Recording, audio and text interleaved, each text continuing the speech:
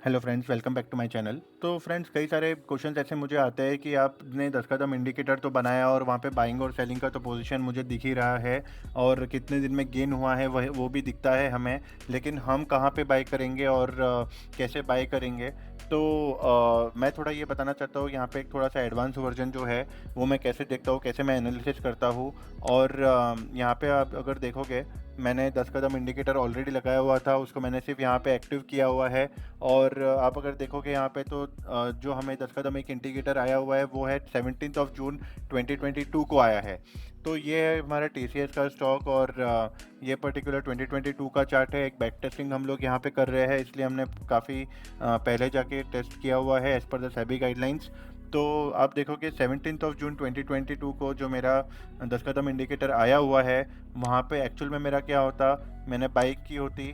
और अगर यहाँ पे जो हम देख रहे हैं सेल फॉर 10% ऑफ गेन, यहाँ पे मेरा एक्चुअल में क्या होता, मैं सेल करता on on this particular day which is nothing but 4 of अगस्त 2022 को। अब अगर हम इस दिन पे ही अगर खड़े हैं, राइट, जहाँ पे हमारा पर्टिकुलर एंट्री होनी थी, तो मैंने उस दिन क्या देखा था बेसिकली, राइट। तो वो मैं आपको दिखाता हूँ। ये मैं जैसे एक एग्जांपल ले रहा हूँ, हो सकता है कि मैं स्टॉक लूँ उस दिन या नहीं लूँ, that is not a question over here. But हम लोग एक बैक टेस्ट करके देख रहे हैं यहाँ पे कि हम लोग थोड़ा सा और फिजिबल कैसे कर सकते हैं और थोड़ा सा एडवांस एनालिसिस हम कैसे कर सकते हैं। यहाँ पे मेरी कोई रिकमेंडेशन नहीं है ये पर्टिकुलर स्टॉक आप बाय करो, होल्ड करो या सेल करो। तो हम यहाँ पे क्या देखते हैं कि जैसे ये 10 कदम इंडिकेटर हमारे पास में आया और मैंने उस दिन क्या देखा, मैंने उस दिन देखा कि मैं निफ्टी 50 इंडेक्स पे चले गया। अब निफ्टी 50 इंडेक्स जो है वो हम जाने से पहले हम सबसे पहले क्या नोट डाउन करेंगे, जो डेट है 17 जून 2022। तो 17 जून 2022 का मुझे यहाँ पे ओपन करना है बेसिकली 17 जून।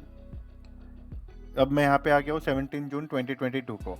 तो मैंने ये देखा कि मार्केट जो उस टाइम पे था वो डेफिनेटली एक थोड़ा सा डाउन डायरेक्शन में तो था, which really doesn't matter for me, क्योंकि 10 कदम इंडिकेटर है तो कभी ना कभी जब मुझे रिजल्ट आएगा तब मैं बुक करूँगा, लेट्स से फॉर एग्जांपल, अगर मैं ये सोच के चलता हूँ। लेकिन नहीं दोस्तों, इसको थोड़ा सा हमें एडवांस और प्रैक्टिकल एनालिसिस भी करनी होती है। हम वो कैसे करते हैं, मैं थोड़ा आपको एक एडवांस वर्जन बताने वाला हूँ यहाँ पे। तो मैं क्या करता हूँ, मैं थोड़ा सा एक मार्जिन ऑफ सेफ्टी जो मुझे चाहिए होती है, वो मुझे क्या चाहिए होती है कि जब अगर निफ्टी डाउन ट्रेंडिंग होता है और निफ्टी जब डाउन ट्रेंडिंग होता है तो कितना डाउन ट्रेंडिंग है, और प्लस अगर वो अप ट्रेंडिंग है तो कितना अप ट्रेंडिंग है, वो मैं किस तरीके से पता करता हूँ। तो मैंने एक EMA इंडिकेटर लगाया हुआ है, आपको ये मिल जाएगा। So it is nothing but exponential moving average. और वहाँ पे आप यहाँ पे देखोगे तो मैं इसको एक्टिव करता हूँ। यहाँ पे मैंने क्या किया हुआ है, सिर्फ 50 को एक्टिव किया है, which we want to just take EMA 50। हमें 20, 100 और 200 को डिसेबल करना है। और हम यहाँ पे क्या देख रहे हैं, तो मैं यहाँ पे बेसिकली सिर्फ एक ही चीज़ देखता हूँ, वो ये है कि जो हमारा 17 जून 2022 बना था वो किस डायरेक्शन में, किस एरिया में बना था। तो हमारा जो एरिया ऑफ जो नोटिफिकेशन है, जो हमें मतलब दिखाएगा कि हमें स्टॉक बाय करना है या नहीं, वो यही पर्टिकुलर रीजन है, वो यही पर्टिकुलर एरिया है और वो यही पर्टिकुलर डे है। मैं उसके आसपास थोड़े से दिन और भी ले लेता हूँ। तो यहाँ पे मैंने क्या नोटिस किया कि अगर मेरा निफ्टी डाउन ट्रेंडिंग है, यानी कि Nifty 50 is like below EMA 50 over here, तो यहाँ पे मैंने क्या किया, इसको अवॉइड किया लेने का। ये पर्टिकुलर स्टॉक को जो हमने TCS अभी देखा था उसको मैंने अवॉइड किया उस दिन लेने का। फिर मैंने क्या किया, I have taken a note down of what day, I have taken a note down of the day where the candle has closed above EMA 50। तो जब above EMA 50 होगा तो वो कौन सा डे है, वो पर्टिकुलर ये डे है विच is nothing but 19 of July 2022। तो अब 19 ऑफ जुलाई 2022 का हम TCS का चार्ट देखते हैं कि क्या आता है। सो 19 ऑफ जुलाई 2022 पे हम अगर आ जाते हैं दिस पर्टिकुलर डे, तो गाइस मैंने क्या किया, इस पर्टिकुलर डे पे मैं क्या देखता हूँ कि अगर मार्केट EMA 50 के ऊपर अगर निफ्टी क्लोज अगर हुआ है तो उस डे या फिर उसके अगले दिन एक कॉन्फिडेंस आने के लिए मैं यहाँ पे बाय कर सकता हूँ। तो this is what my entry point over here is for the 10% gain. And it will really depend कि वो मुझे 8% देगा या 10% देगा। But what will happen is कि at least what I take a guarantee of कि निफ्टी अगर ट्रेंडिंग है तो मुझे डरने की नहीं ज़रूरत है, बिकॉज TCS जो है वो निफ्टी का भी पार्ट है।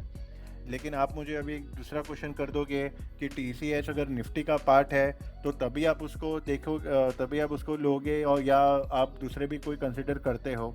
तो यस, मैं दूसरे भी स्टॉक्स इसी तरीके से कंसिडर करता हूँ, चाहे फिर वो किसी भी यूनिवर्स में हो, चाहे वो स्मॉल कैप में हो या मिड कैप में हो या लार्ज कैप में हो। और हमें एग्जांपल भी यहाँ पे देखेंगे। हम एक और एग्जांपल देखते हैं which is nothing but cash corp. So अगर दोस्तों यहाँ पे अगर हम आ जाए, तो ये पर्टिकुलर हमारा जो डे है वो है 10 फ़रवरी 2022। तो अब हम 10 फ़रवरी 2022 को, जो हमें इंडिकेटर ऑलरेडी मिल चुका है 10 कदम का, हमें इच्छा होगी डेफिनेटली, अगर हमारे पास में उस टाइम पे फंड्स होंगे, कुछ पैसे बचोंगे, तो हम डेफिनेटली उसको लेने का ट्राई करेंगे कि वो 10 कदम आ गया है, क्योंकि इतने नीचे आने के बाद में हमें कोई बाइंग सिग्नल दे रहा है। Now which is a valid question, which is a valid reason to buy और टू नॉट टू बाय, वो हम डिसाइड करेंगे उस दिन। लेकिन अब इसका हमारा डिसीजन पैरामीटर जो है, जैसे ही मैंने बताया, मैं उसी तरीके से एनालिसिस करूंगा और हम देखते हैं कि ये एक्चुअल में मतलब वैलिड होता है इस पर्टिकुलर स्मॉल कैप स्टॉक के लिए। दिस कैश पावर पे is nothing but around 4000 and about market cap, तो ये स्मॉल कैप ही है। लेकिन मैं इसका जो कंपैरिजन है वो निफ्टी से ही करता हूँ। तो आइए चलते हैं, हम देखते हैं कि 10 फ़रवरी 2022 को क्या हुआ था। So this is again 10 February, which is nothing but यहाँ पे जो था वो क्रॉस कर दिया था बिलो EMA 20, बिलो EMA 50। तो ये जो कैंडल, ये जो पर्टिकुलर कैंडल है, राइट, ये पर्टिकुलर कैंडल जो है हमारा अभी बिलो 250 क्रॉस किया था। तो गाइज, ये एक्चुअल में कैंडल मेरी ऊपर नहीं बनी। अगर ऊपर कहीं पे क्लोज होती entire candle, I would have said कि ओके ठीक है, चलो इसको मैं कंसिडर कर सकता था, बट ये नहीं। और फिर उसके बाद में आप अगर देखोगे तो लगातार यही पर्टिकुलर रीजन में था, यही पर्टिकुलर रीजन में वो बना है। और अब अगर हम देखेंगे, अब हम दूसरे दिन पे आ जाते हैं। जैसे हमने कहा कि ये पर्टिकुलर जो स्पेसिफिक कैंडल है, विच इज़ 17 मार्च ऑफ 2022 का कैंडल है, ये प्रॉपर कैंडल एक गैप अप में ओपन हुआ है और ये प्रॉपर EMA 50 के ऊपर गया है। It means Nifty was up trending at that day. तो हम यहाँ पे देखते हैं 17 मार्च 2022 को क्या हुआ था कैश कॉर्प में।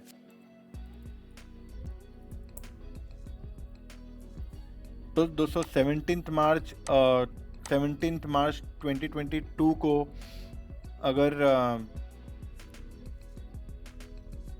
अगर हम आते हैं यहाँ पे, तो ये पर्टिकुलर रीजन पे आया नहीं था। So basically what will happen is कि मुझे कौन सा रीजन चाहिए है 17 मार्च। भले मेरा निफ्टी अप ट्रेंडिंग है, बट हो सकता है कि शायद स्मॉल कैप इंडेक्स ना हो। लेकिन यहाँ पे हम स्मॉल कैप इंडेक्स को नहीं कंसीडर करेंगे, हम सिर्फ निफ्टी 50 को कंसीडर करेंगे। और ये जो हमारा एरिया ऑफ कॉन्फ्लुएंस है, हम उसी एरिया के अंदर बाय करने का ट्राई करेंगे। हम इसके नीचे बाय करने का ट्राई नहीं करेंगे, क्योंकि होगा क्या, इस पर्टिकुलर डायरेक्शन में अगर निफ्टी का ट्रेंड कुछ दिनों के बाद में नीचे जाता है, तो ये स्टॉक यहाँ से घूम के कहीं और कंसोलिडेशन भी हो सकता है, which I don't want to take any particular risk. तो हम ये केस के अंदर जो हमारा एक मिडल ऑफ द सिनेरियो, और आई वुड से कि एक थोड़ा सा वर्स्ट केस सिनेरियो भी हम इसे कंसिडर कर सकते हैं for this particular stock to get entry. तो हमने यहाँ पे एंट्री नहीं ली है। लेकिन क्या हुआ, उसके ही कुछ दिन बाद में इस पर्टिकुलर स्टॉक ने खुद का भी EMA 50 तोड़ा और खुद भी मतलब यहाँ पे एक डायरेक्शन दिखाया कि it is now in up trending zone. तो मैंने क्या किया, इंस्टेड ऑफ दैट 17 मार्च, मैंने यहाँ पे एक अलर्ट लगा दिया मान लो, और यहाँ पे मैंने लेट्स से बाय कर ली। तो एक्चुअल में बाय यहाँ पे ना करके मैंने यहाँ पे बाय करी। तो instead of my 74 days of holding period, it would have just became 24 days holding period। तो गाइस, इस तरीके से हमें एक एडवांस एनालिसिस कर लेते हैं। हम एक और एग्जांपल देखते हैं जो मैं पहले कह रहा था, रिलैक्सो का। तो गाइस, यहाँ पर हम ये जो बैक टेस्टिंग कर रहे हैं, अगेन हम देखते हैं कि कौन सा डेट आया है। ये 27 मार्च 2024 आया है। तो हम देखते हैं अब निफ्टी में क्या आया था 27 मार्च 2024 को। सो 27 मार्च 2024 वॉज दी अप ट्रेंड, जो यहाँ पे मुझे बता रहा है। तो मैं यहाँ पे क्या करता, ये ऑलरेडी ट्रेंडिंग था। तो मेरे पास में एक ऑप्शन है कि मैं बाय करूँ या ना करूँ। तो लेट्स से फॉर एग्जांपल मैं उस दिन बाय ही करता, और जो मुझे गेन आते वो डेफिनेटली 8 डेज में आ जाते। हम आगे थोड़ा चलकर देखते हैं कि क्या हुआ है इस पर्टिकुलर स्टॉक के अंदर। यहाँ पे दोस्तों वापस से एक 10 कदम का जो आया है मेरे पास में 4 जून 2024 को। तो हम देखते हैं 4 जून 2024 में निफ्टी में क्या हुआ है। तो 4 जून 2024 इज़ नथिंग बट एक बड़ा सा जो मेरा रेड कैंडल बना था। मे बी मैं उस दिन थोड़ा सा वेट कर लेता और ये जो डे है 6 जून उसके उस टाइम पे मैं देखता कि ये पर्टिकुलर स्टॉक में क्या हुआ है। अगर आप देखोगे तो 6 जून 2020 6 जून 2024 में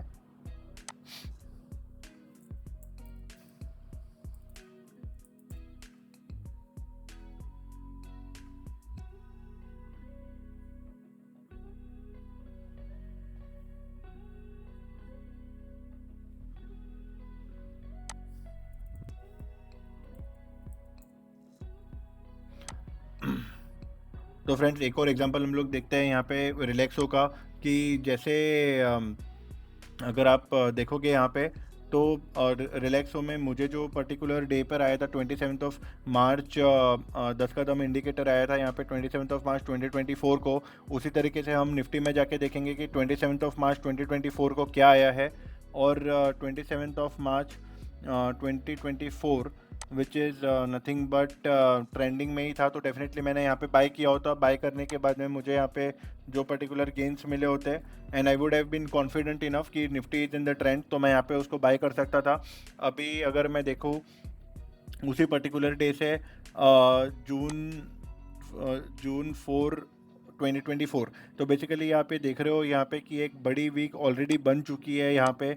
तो ये एक्चुअली हम कहते हैं कि ये पैनिक कैंडल है, क्योंकि पैनिक हुआ रह सकता है जहाँ पे बड़ी वीक बन गई और जहाँ पे बड़ी सेलिंग आई हो सकती है। तो उसी तरीके से शायद निफ्टी में भी आई हो या कुछ तो हुआ रहेगा उस दिन, एक बड़ी कैंडल बनती है। तो उस दिन भी अगर मुझे 10 कदम आता है तो मैं थोड़ा सा केयरफुल रहता हूँ कि क्या करते हैं क्या नहीं करना चाहिए। लेकिन हम सबसे पहले निफ्टी को देखते हैं। तो निफ्टी अगर हम देखेंगे यहाँ पे, तो फ्रेंड्स यहाँ पे आप देखोगे तो ये हमारा 4 जून 2024 बना और 4 जून 2024 को एक पैनिक कैंडल जैसा आया। और आपको पता होगा कि शायद उस टाइम पे जो इलेक्शन का था, आई थिंक ये वही डे था। तो डेफिनेटली उस दिन शायद मैं उसको बाय नहीं करता बिल्कुल भी। लेकिन नेक्स्ट डे भी मैंने बाय नहीं की होती। बट 6 जून 2024 को एक गैप अप आया था और गैप अप आने के बाद में हम देखते हैं कि अगर हमने उस दिन अगर बाय किया होता तो क्या होता। अगर हमने यहाँ पे भी बाय किया होता 6 जून को, तो that would have been fine and I would have at least got some 2 or 3% of returns. But that is okay in my opinion कि आप इस पर्टिकुलर डे से लेके आपने इस पर्टिकुलर डे पे आपने छोड़ दिया। क्योंकि अगर आप इस तरीके से बाय कर लोगे और फिर कहीं स्टॉक कहीं अगर सपोज अगर ऐसा डाउन ट्रेंड में चला गया तो भी थोड़ा सा प्रॉब्लम हो जाता है। हम आगे देखते हैं इस स्टॉक में पर्टिकुलरली क्या हुआ है।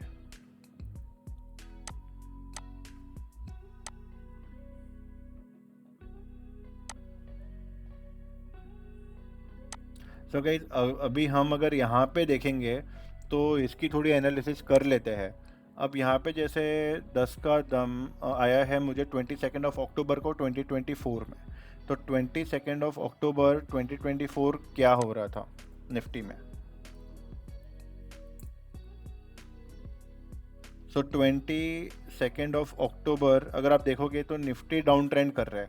अब निफ्टी अगर डाउन ट्रेंड कर रहा है ना उस दिन, तो अगर मुझे कोई भी पर्टिकुलर स्टॉक में अगर एंट्री लेनी है तो मैं बहुत सोच समझ के लूँगा। या तो मैं उस दिन अवॉइड ही करूँगा, या तो मैं 10 कदम इंडिकेटर से ले रहा हूँ या मैं कोई भी पर्टिकुलर स्ट्रेटजी से अगर बाय कर रहा हूँ थोड़ा सा क्विक गेन्स के लिए, तो डेफिनेटली थोड़ा सा अवॉइड करता हूँ मैं। क्योंकि उसका जो ट्रेंड है वो यहाँ पे अब रिवर्स हो चुका है। एक पर्टिकुलर अप ट्रेंड से अगर आप देखोगे तो यहाँ से गया ऊपर और यहाँ से फिर डाउन ट्रेंड हो गया। और ये मैं 50 के अगर नीचे जाएगा तो मैं डेफिनेटली उसको बाय नहीं करता यहाँ पे। और आगे जाके अगर आप यहाँ पे रिलैक्सो में भी देखोगे तो वो EMA 50 के नीचे तो है ही निफ्टी, बट ये भी हमारा जो डायरेक्शन है वो डायरेक्शन काफ़ी ड्रास्टिकली मतलब नीचे जा चुका है। अब हम आगे थोड़ा सा और रन करेंगे।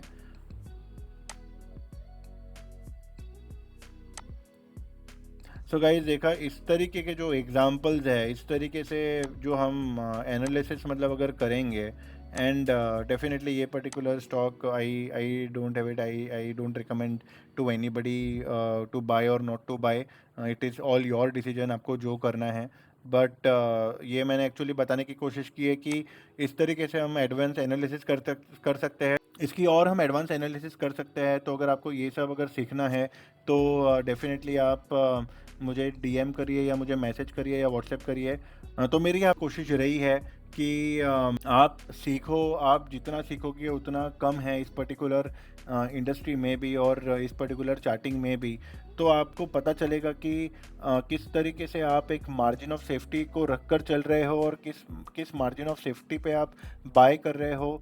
Fundamentals of the company might definitely be very good, no doubt in to that.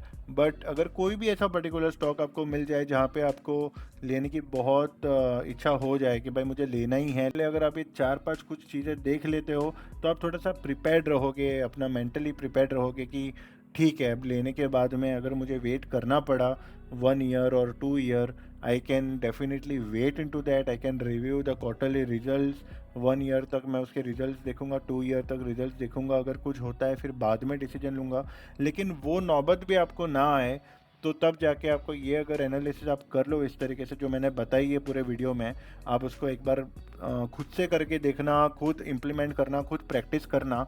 तो आपको पता चलेगा कि आपने कुछ अगर मिस्टेक्स की होगी, इवन आपने ये इंडिकेटर यूज़ करने के बाद में भी, तो आप कहाँ पे आपने मिस्टेक की। और मुझे कमेंट में ज़रूर बताना कैसा आपको ये वीडियो लगा, कैसे आपको मेरी एनालिसिस लगी। Thank you so much. मिलते हैं अगले वीडियो में। जय हिंद।